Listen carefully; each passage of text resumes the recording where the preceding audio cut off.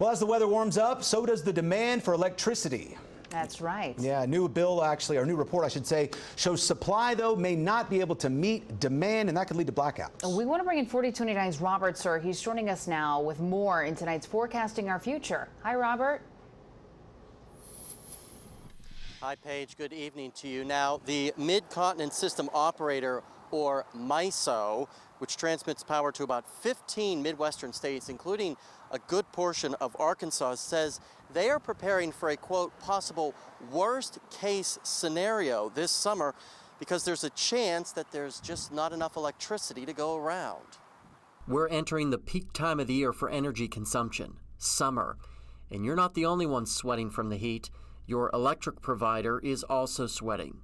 NOAA's Climate Prediction Center is calling for above-average summer temperatures, and a sobering report from the North American Electric Reliability Corporation, a nonprofit group that monitors grid stability, says peak electric demand this summer could outpace output from providers, meaning blackouts are possible for large parts of the country west of the Mississippi.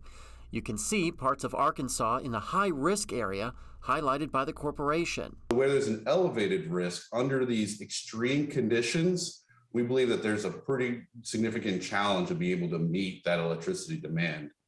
In a high-risk area, even under normal conditions, a normal summer day or normal summer heat, the system is stressed, and we are concerned that they would not be able to meet the demand requirements. The report shows a potential perfect storm that could lead to blackouts.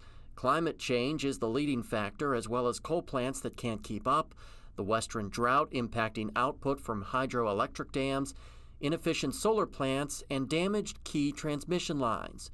Thankfully, here in northwest Arkansas and the River Valley, things are a little better. Officials tell me it would take a series of events nearly simultaneously to cause blackouts here, but Arkansas Electric is ready. We do have plans to curtail usage, and the final aspect of that would be calling on consumers to reduce or conserve power. The final approach to anything like that would be what's known as a rolling brownout or a rolling blackout or whatever, but that is an absolutely worst case scenario. Mora adds while the American electric grid is one of the best in the world, it would take something like the creation of the interstate highway system in the 1950s to get the grid to the point where excess demand was no longer an issue. Now, guys, a couple of things that are important to note here. One is that a very similar report or prognosis was put out by this group last year, and for the most part, the nation got through unscathed.